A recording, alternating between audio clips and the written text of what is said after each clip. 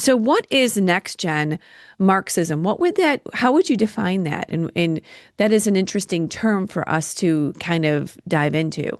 Yeah, we really talked a lot about what the title should be and what we should Hmm. label this. And so, look, the really important distinction from standard old-fashioned Marxism is Marx believed that the workers would rise up and bring about the revolution, right? That they would overthrow the owners of the factories and they would bring about this beautiful socialist revolution.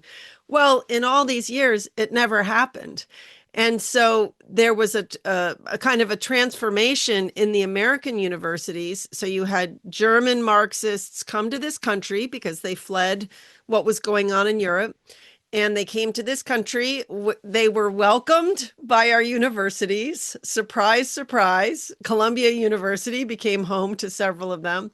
Embraced, right? And they brought it into our universities. And what they came to realize, and this is the turning point. So there were a couple turning points. So an important one came about in the late 50s and 60s, where these Marxist intellectuals said, it's not the workers who are going to bring the revolution, it's students. Okay. Bingo. Yeah. Students, that was one important turning point. And Yeah. then I would say the next really definitive turning point was 1989, because that was the year that critical race theory was born. And that's when what was sort of decided again by these university based intellectuals is that it's going to be, what they called the oppressed, people who were what they described as like second class citizens because they were gay, black, lesbian, Hispanic, that they were not white, straight men.